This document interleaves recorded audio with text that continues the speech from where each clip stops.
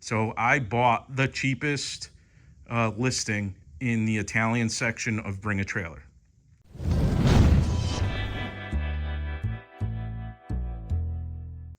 Most car guys I know have a like fixed online routine of sites that they kind of routinely check out, and forums and that sort of thing.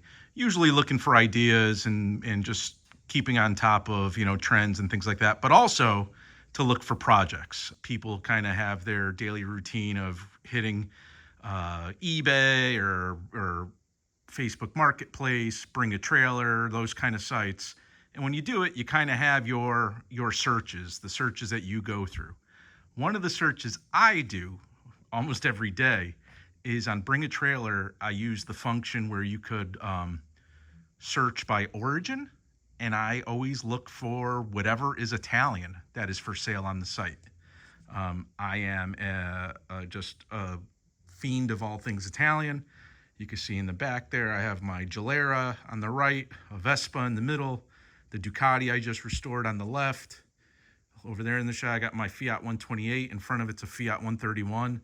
Under the lift, the gray car up there is another Fiat 131.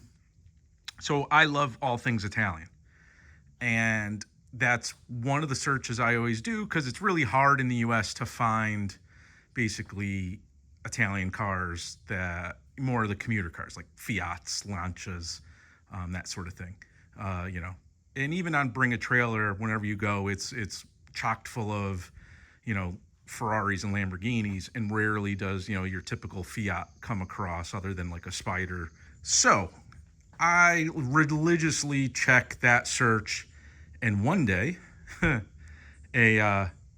all the listings of $100,000, $200,000 cars, there was this. This is a MV Agusta Pullman, 125 Pullman. Basket case, as if you couldn't tell. And this has been literally, I've bought it a few months ago now. It's been the cheapest thing on Bring a Trailer in the Italian section for as long as I can remember. For a couple $100, I got this assortment of parts. You can't even get the manuals for Bring a Trailer. There's always luggage out of a Ferrari, newer Ferrari, or the the owner's manual and things like that, and they sell for $1,000, $1,500, couple $1,000. This is literally the cheapest thing in that section I can remember. So I bought the cheapest listing in the Italian section of Bring a Trailer. So what is it? So the 125 Pullman was a weird design in that it really is a scooter, kind of in the vein of a Vespa, but has the styling to make it kind of more motorcycle-ish. So what did this little collection of parts come with? When I bought it, when I was looking at the ad was very well photographed, and from looking at it very carefully, I could tell things were missing. There was no exhaust in the ad, right? And that's something big enough that it would show. And then there were small things missing in the ad that I was kind of hoping were in. There was pictures of just bags of parts, like so the carburetor. What other things were like handlebars, controls, that sort of thing. Were definitely not in the photos. Wasn't sure if they were going to be in the bags, but kind of had a hunch, or worst case scenario, I knew they'd be missing. So I took a flyer on it and then really waited for it to come in before I took inventory. So what does it have? What's the good, what's my initial take on it? Sheet metal wise, it's all here. And it's in really excellent condition. So this is the headlight shell. You can see the original gray color. So it was kind of like a utilitarian gray. But here's the shell. Has this like cool patina on it, but there's no dents on anything. It has this surface rust, but everything else, there's no major corrosion and there's no dents. So headlight shell, nice bezel for the headlight, the glass, the reflector. This is the toolbox that mounts under the tank. The forks completely disassembled. There's the top of the triple tree clamp there. The tank, again, no dents, and it's actually really cool with the patina on it. There's the MV Agusta logo. There's like the flag decal that they came with. The tank's fairly clean inside. Other good things is these normally came with like a little solo seat with like a little like pillion in the back. This has this like 2-person seat that does fit it. That's brand new. The hubs and everything are polished, nicely polished. Completely disassembled though. All the brakes and everything are in those bags. Again, the fenders or mud guards are mint, no dents, nothing. They just have this surface, 50 or 60-year-old paint on them in that much wear. Chain guard. These are the running boards with the rubber that goes on them. So these are the boards, the rubber, MV for MV Agusta. Something that's actually really cool is it came with a big bag of hardware that apparently has all been plated. I don't know if this is like a zinc plating or something like that, but it's all plated. I do have the privilege of trying to find out where it all goes, but I think if someone took the time to do all this, it's pretty complete. Center stand, license plate bracket, the tail light. This is the gaiters and all the front springs for the front fork. The wiring harness is in there if you can see it. There's grips, the controls, there's the brake shoes. So it's kind of a weird design. It doesn't have a rear swing arm. These are the rear swing arm. These bolt to the engine to form the rear swing arm. And the engine, right here, you see this big hole here.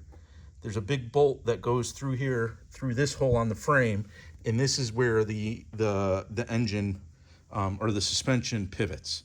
So the engine is actually part of the swing arm, and the engine moves when you hit a bump. The engine moves with the rear swing arm. So these components bolted to that make the rear swing arm. What you'll notice about the engine is it looks really nice. It's all nicely polished, super clean. The ad claims that it was rebuilt. I will pop the head off and take a look, but it really does look amazing. There's the Agusta casting. Both sides are fully polished, no exhaust, and this has dual, like 2 pipes that come out of it. The frame is kind of cool in that it's kind of a weird, just S shape, kind of elegant. But yeah, it's a weird shape. Again, you can see it's all there, dent free. The threads all look good on everything. The chassis number, let's see if it is all there. Matches the engine, the number on the engine. You can see the gray. You can see where the cable ties were on the frame, so you can see the original color there, and then all this patina here. Part of me would like to just assemble it with the patina on it. But while it's all apart, I'm actually going to paint everything and kind of try to bring it back to original. But that's it. I have a lot of work to do on this guy. And there's one major problem, and I don't know if you picked up on it. So think of the parts I said are missing. Handlebars are missing. Exhaust is missing. Controls are missing. What else? The neck cups are missing. Here, the triple tree, the triple tree hardware is missing. It's all the stuff that was chrome. So my guess is someone disassembled this. Sent the engine out, had all the aluminum polished, had the hardware plated, and sent all the pieces out for chrome plating, and they never made it back to the project. So there's probably a random assortment of really obscure MV Agusta Pullman parts in a chrome shop in the US somewhere on a shelf that'll never get used for anything. But that's my challenge.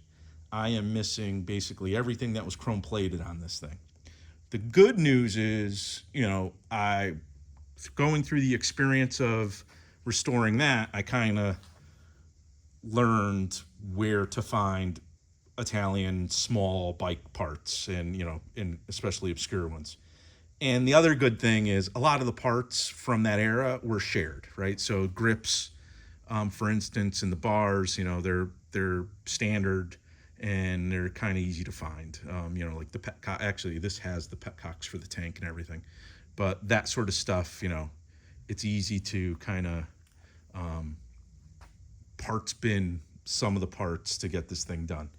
The only piece that was originally chrome that's still with it are the wheels, and they're originally I thought about painting them, cleaning them up and painting them, but I am actually going to get replacements, chrome replacements, which are available from Italy. There are parts available. The exhaust is available. I found a supplier for that. What haven't I found? The little clamps for the top of the triple tree that go here. They're normally chrome. They're really nice. They kind of fit this really well. I could use like a traditional U clamp like you see on the Gilera and the Ducati, but I would like to find the original style there. But that's it. That's my Pullman. I have a lot of research to do.